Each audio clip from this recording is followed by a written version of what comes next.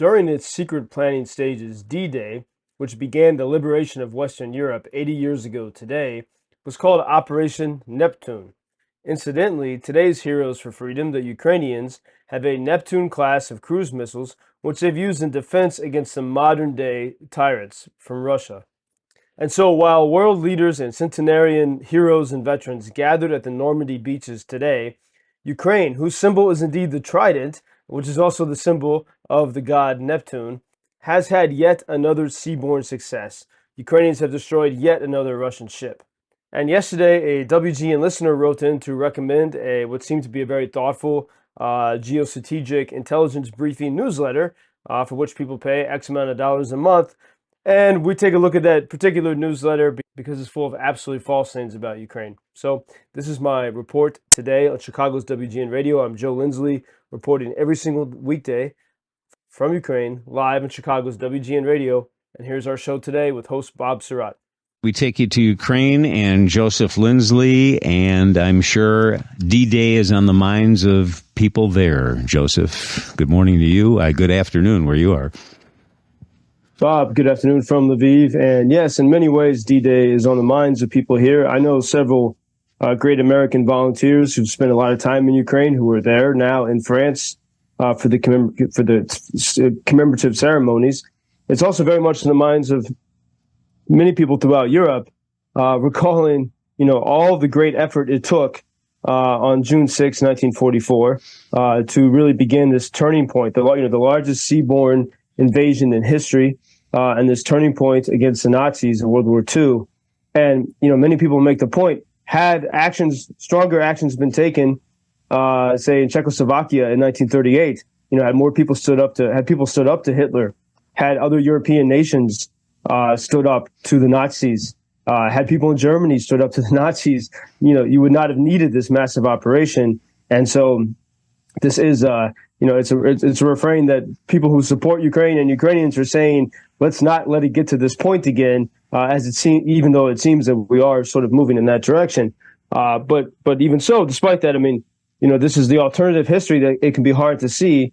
If Ukrainians had fallen, in those first 3 days or any time in the past 2 years, even if half of this country had fallen, it's, hard to imagine, Russia with the resources of the largest country in Europe, which is Ukraine, the largest country totally within Europe. What would Russia be doing next? I think so. This is an occasion for people to try to remember and think about that. And D-Day, as it was being planned in secret, in a very crafty way, but it was codenamed Operation Neptune.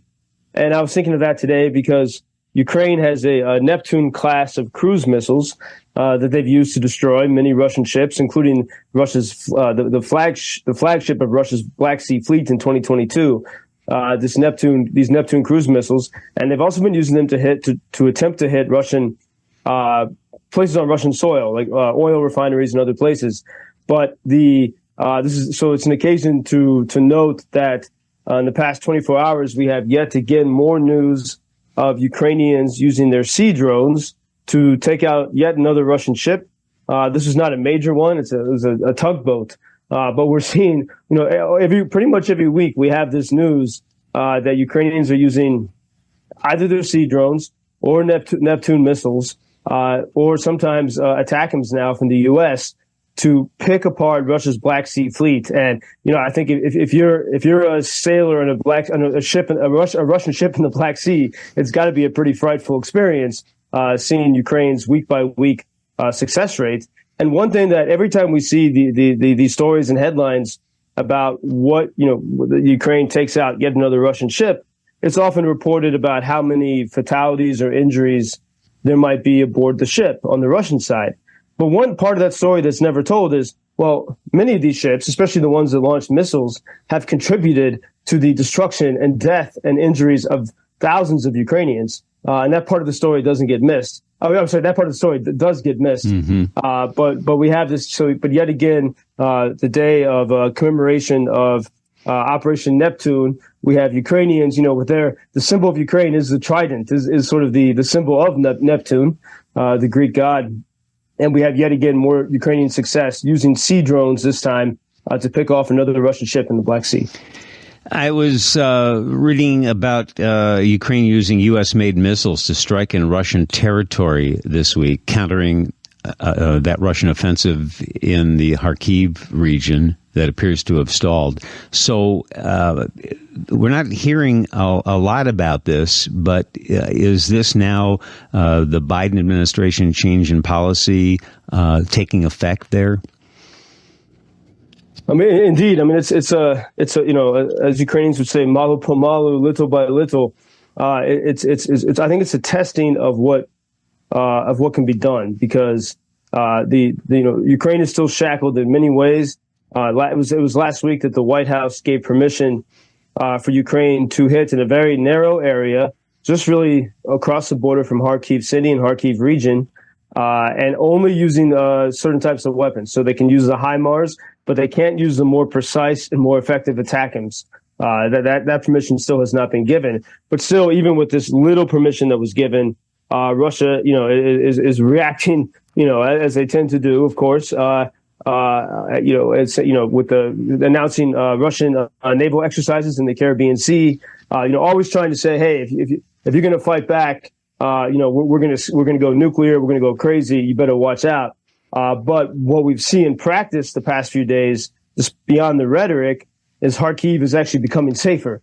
It was, as we talked about so often the past month and a half, it was absolutely brutal there in Kharkiv. Now there's a new period of calm because Ukrainians are able to punch back at the places from which Russia was attacking Kharkiv. Also heard from listeners yesterday, Joseph, after you were talking about Ukraine and NATO. And quite some time ago, polls in Ukraine showed low support among Ukrainians to join NATO.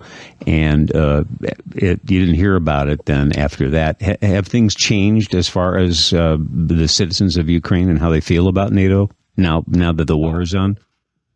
I think there was, two things to join, the European Union and NATO. And Ukrainians are very independent. They don't want to be controlled by East or West. And there's centuries of this history of empires from both sides trying to control, the people of the wild fields, the Kopali, as they call it, the Cossacks. The Ukrainians are extremely independent, but since 2014, they realized that, if you're not in the European direction, you get sucked into the Russian direction. Which is totalitarian and authoritarianism, and they don't want that. But with NATO, one thing that gets missed is, the Russian propaganda is very good at making it seem like NATO is an expansionist organization. But if you look, going back to, say, 2008, there has been such a deep reluctance for Ukraine by NATO, by Washington, for Ukraine to be in NATO. And you go back and look at the news stories and the headlines from before the full-scale invasion, so 2021, 2022, Washington was lecturing Ukraine, basically saying, you're too corrupt. We don't want you in NATO. There was zero desire. And we still see there's still zero desire to have Ukraine in NATO. So and I think more and more there's a sense that, Ukrainians are, as we mentioned yesterday, Ukrainians are NATO. They're doing what NATO was meant to do. And this, Bob, I read the listener sent this newsletter from Armada, this intelligence newsletter, the flagship briefing. And so I took a look at it, and it's I've seen a lot of these things, and they're very well put together, and they charge people $7 a month for this stuff, and it's and if you read it, you feel informed, but as I'm reading this, it's talking about all the geopolitical crises around the world. And it's easy to say, oh, this is very professional. But as I looked at it, what it said about Ukraine, it said that the United States has given permission to Ukraine to strike deeper into Russia. And this is just not true. And so here's an example of where, and I've seen this even here with so-called security experts that make a lot of money. They come from other countries, and they come here to advise journalists. And they usually don't know what they're talking about. And so in this report from Armada, that your listener, the listener, cares about Ukraine and listens to, but recommended that we read this report.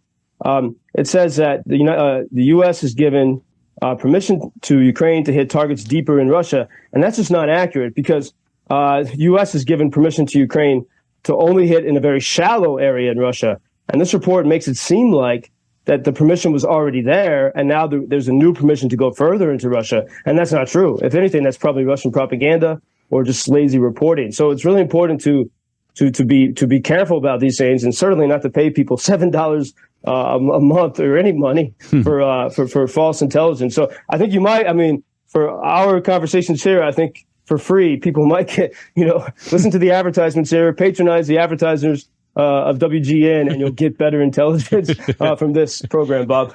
Good point. On this June 6th, when we're commemorating the sacrifices of those who fought and died to liberate France, we're also thinking of the brave fighters and citizens of Ukraine. Thank you, Joseph. We'll talk to you tomorrow. Thank you, Bob. Until tomorrow. I hope those newsletter people don't kill me. Thank you for introducing Ukraine on your social media pages.